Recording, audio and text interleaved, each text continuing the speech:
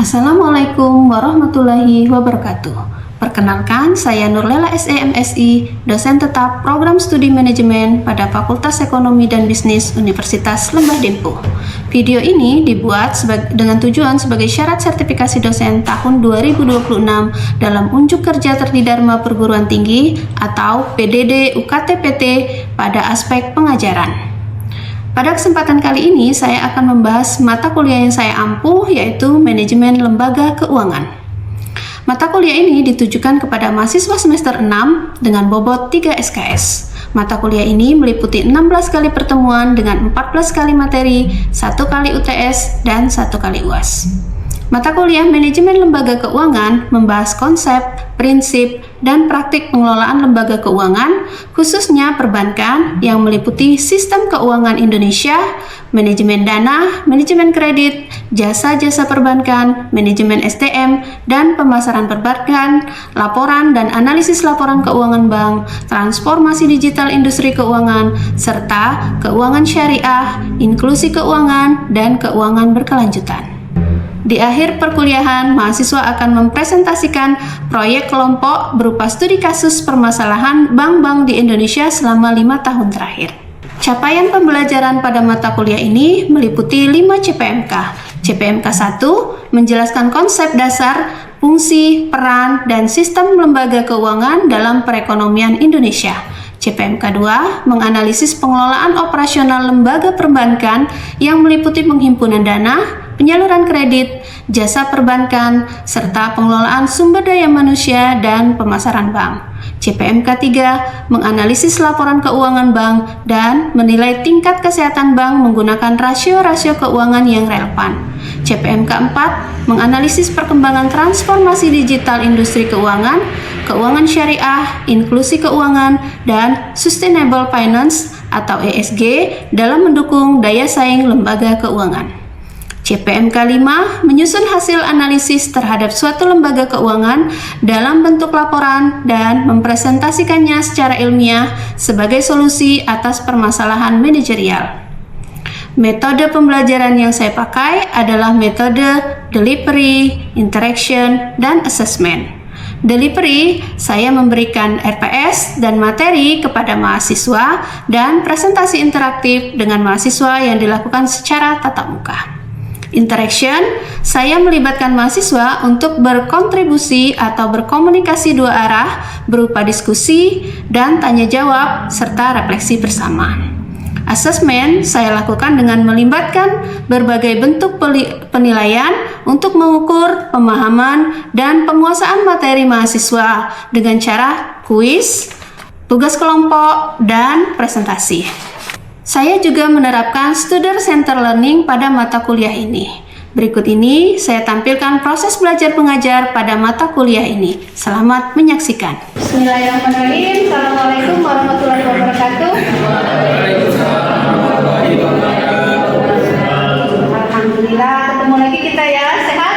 Alhamdulillah sehat. Oke, kita ketemu lagi di mata kuliah Manajemen Lembaga Keuangan. Hari ini kita masuk ke pertemuan ketiga, materinya mengenai perbankan di Indonesia. Ya. Minggu lalu kita sudah membahas mengenai sistem keuangan di Indonesia. Ya, mungkin sudah banyak yang kita bahas kemarin. Ada kita bahas mengenai Bank Indonesia, kemudian lembaga penjamin simpanan dan lain-lain. Ya.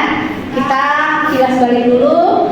Ada yang mau mengutarakan atau sudah dapat ilmu minggu kemarin apa itu Bank Indonesia? Oke, Duta silakan. Ilmu yang saya dapat minggu kemarin bahwasanya Bank Indonesia itu bertugas menjaga kestabilan nilai rupiah, mengatur kebijakan moneter dan sistem pembayaran. Oke, itu mengenai Bank Indonesia ya. Ada lagi kita juga kemarin membahas mengenai lembaga penjamin simpanan. Ada yang mau mengungkapkan pendapatnya apa itu LPS? Oke, silakan Okta.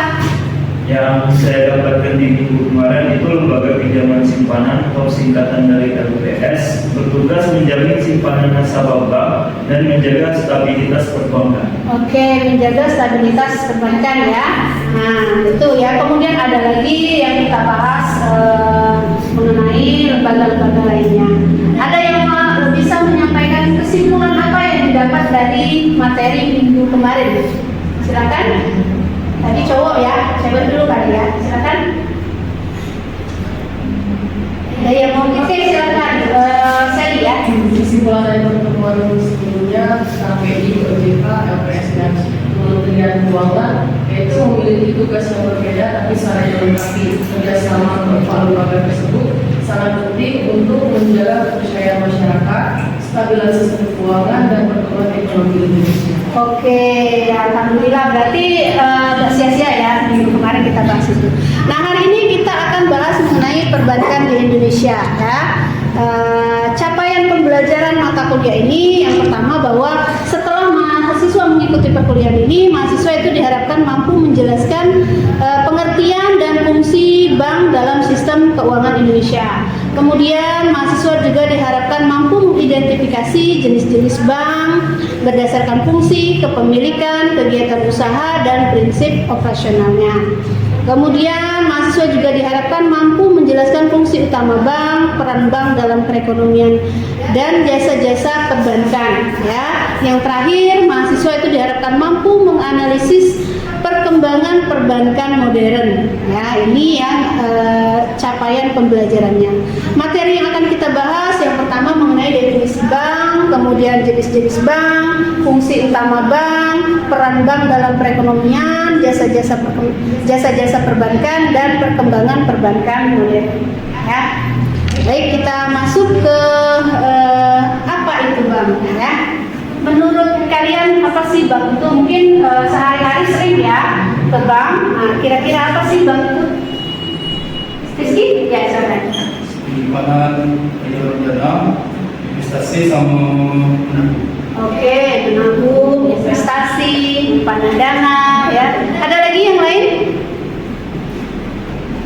Nah, ya, sebenarnya definisi bank ini banyak ahli-ahli ekonomi yang mendefinisikan apa itu bank. Ya, saya ambil dua. Yang pertama menurut Undang-Undang Nomor 10 Tahun 98 tentang perbankan itu mendefinisikan bank itu sebagai badan usaha yang menghimpun dana dari masyarakat, ya, kemudian menyalurkannya kembali kepada masyarakat dalam bentuk kredit.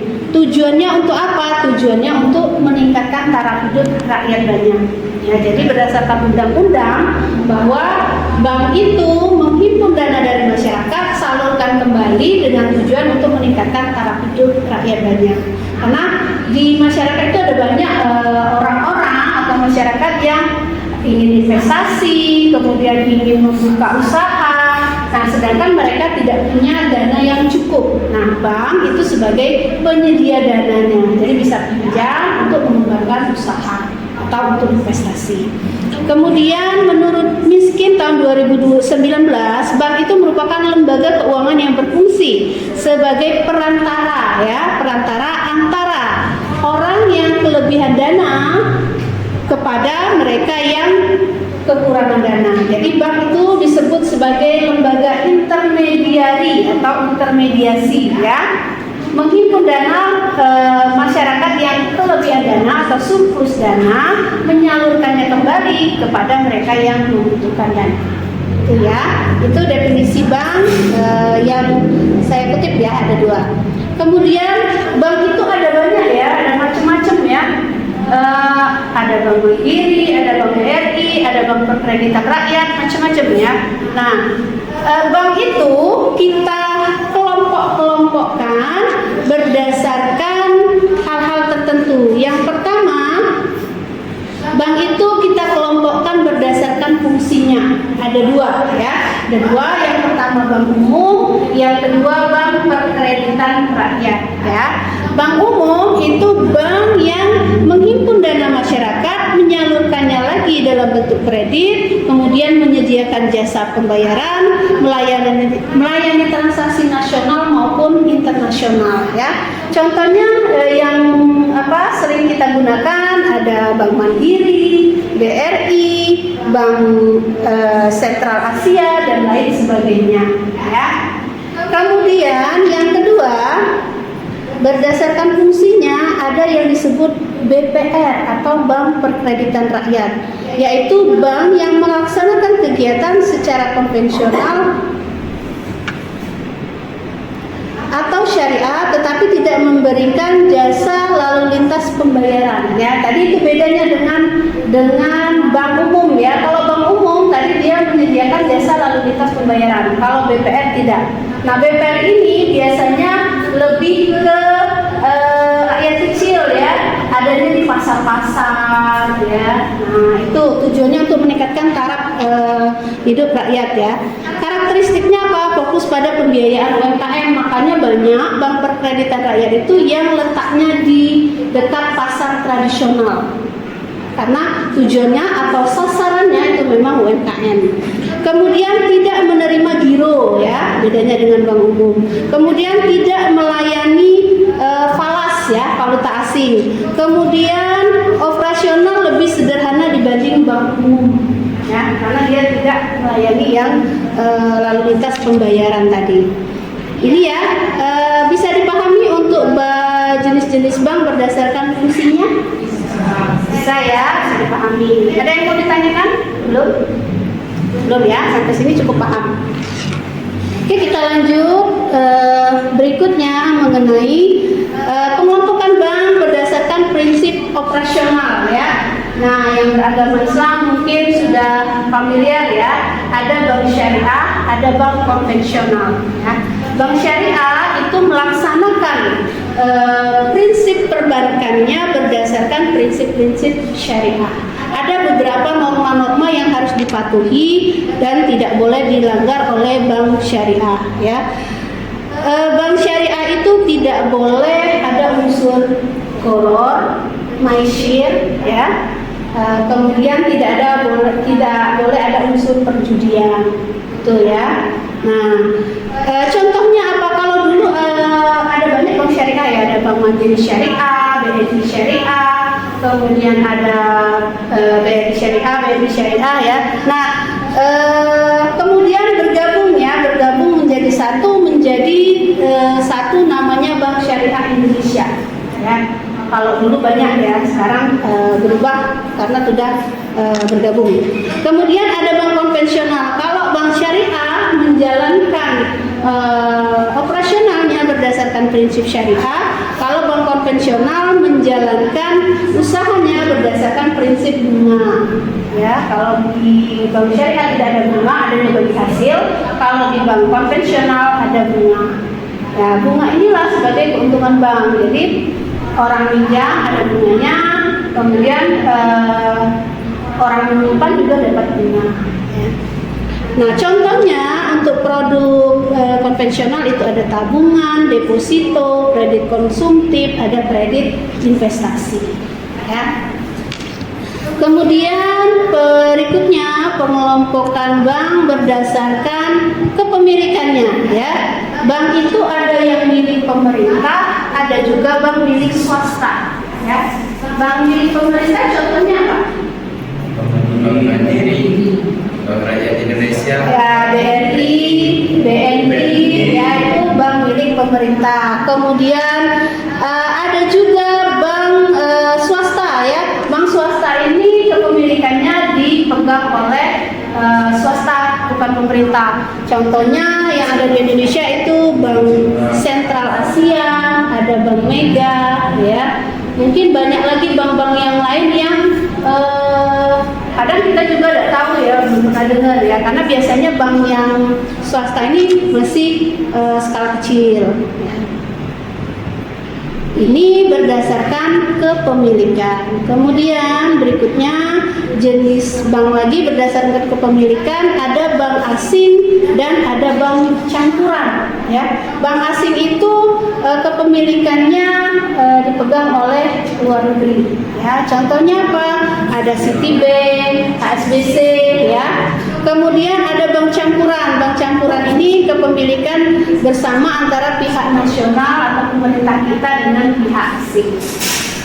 Ya, itu jenis-jenis bank ya.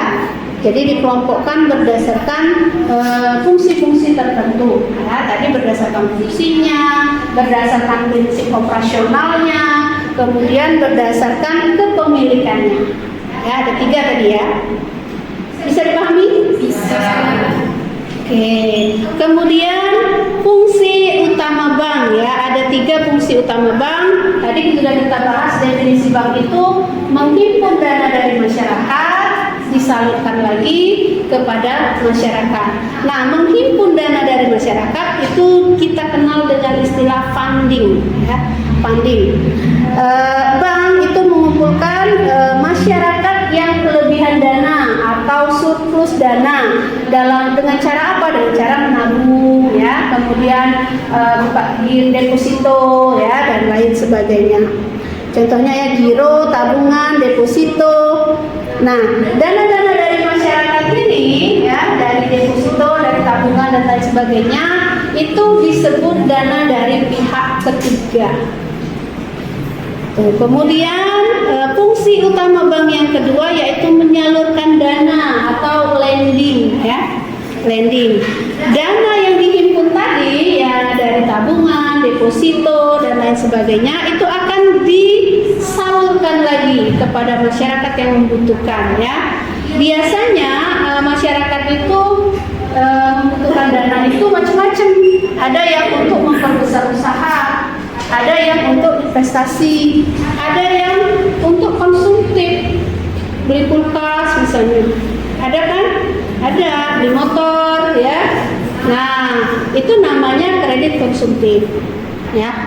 Nah, kredit ada macam-macam, ada kredit konsumsi, investasi, modal kerja, kredit UMKM, ya. Kalau kredit konsumsi itu masyarakat minjam uang ke bank untuk membeli barang yang dikonsumsi, ya. Artinya dikonsumsi itu dipakai untuk kegiatannya sehari-hari. Bisa kendaraan, bisa barang elektronik, ya. Kadang kan orang mau beli mesin cuci, uangnya belum cukup, ya. Belum cukup. Nah, pinjamlah ke bank, nanti dicicil per bulannya. Motor, mobil dan lain sebagainya, itu namanya kredit konsumsi atau konsumtif. Yang kedua, kredit investasi. Misalnya mau beli tanah buat bangun kos-kosan, ya. Kemudian mau beli saham misalnya, ya. Jadi dia pinjam dana ke bank, kemudian dia pakai untuk investasi.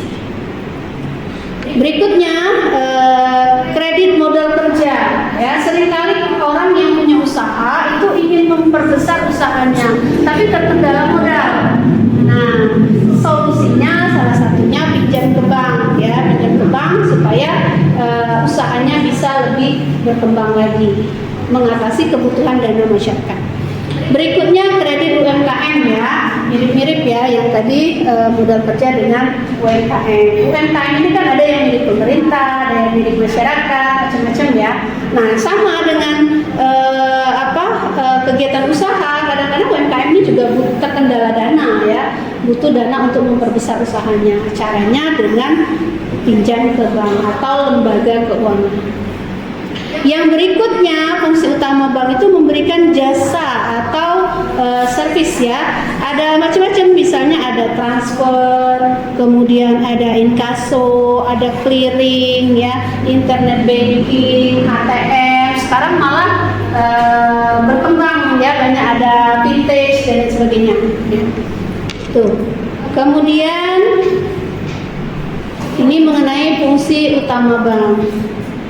Berikutnya kita bahas mengenai peran bank dalam perekonomian, ya. Ada 4 peran bank dalam perekonomian. Yang pertama sebagai financial intermediary, tadi sudah kita singgung, ya. Kita bahas mengenai definisi perbankan tadi sudah kita singgung bahwa bank itu mengumpulkan dana dari masyarakat yang kelebihan dana, disalurkan kembali kepada masyarakat yang membutuhkan dana. Nah, tugas ini atau peran ini disebut sebagai peran intermediary, ya, intermediary. Kemudian yang kedua, peran bank itu sebagai agent of trust, ya, lembaga yang dipercaya. Orang kalau mau pinjam uang itu pasti pinjamnya ke orang yang kita percaya. Nah, bank ini sebagai simbol agent of trust, ya, lembaga yang bisa dipercaya. Baik itu kita dipercaya untuk kita nabung maupun dipercaya untuk kita pinjam, ya. Makanya bank itu disebut dengan agent of trust. Kemudian sebagai agen of development ya, bank itu perannya di Indonesia itu membantu perekonomian. Contohnya apa? Tadi ada usaha-usaha yang membutuhkan dana untuk mengembangkan usahanya. Pinjamlah uang ke bank supaya usahanya menjadi lebih berkembang. UMKM butuh dana, pinjam ke bank supaya apa? Supaya bisa berkembang.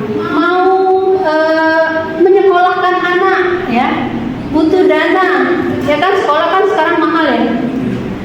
Mahal nggak? Mahal. Nah, kadang orang tua kan belum punya dana yang cukup. Nah, bisa pinjam uang ke bank untuk mengembangkan pendidikan anaknya. Ya. Nah, makanya bank itu juga disebut sebagai agen of development ya, mengembangkan di bidang usaha tadi, kemudian di bidang jasa, kemudian di bidang pendidikan bisa ya. Yang terakhir sebagai agen of service ya. Bank itu selain sebagai intermediari, agen of trust juga menyediakan jasa-jasa pelayanan. Tadi bisa untuk kirim uang, kemudian ada juga yang nyimpan dana haji, ya itu termasuk pelayanan. Apalagi selain itu, kira-kira bayar tagihan, bisa ya. Kemudian banyak yang lain-lain ya. Jadi selain sebagai agen of trust, financial intermediary, agen of development, dia juga menyediakan jasa-jasa ya. Ada banyak ya jasa. Kemudian kita lanjut mengenai ini sudah peran bank dalam perekonomian. Berikutnya mengenai jasa-jasa perbankan ya. Sudah kita bahas tadi, ada transfer, ada deposito ya, ada clearing, bank garansi, ada letter of credit atau LC ya. Berikutnya materi kita, nah ya, bank itu kan berkembang ya. Ada yang tahu contoh perkembangan perbankan itu apa saja? Dana, oke, ada lagi? Kris ya, QRIS, ada lagi? Oppo ya, wallet katanya ya. Ada banyak ya, saya ambil 3 contoh. Yang pertama itu digital banking. Kalau dulu kita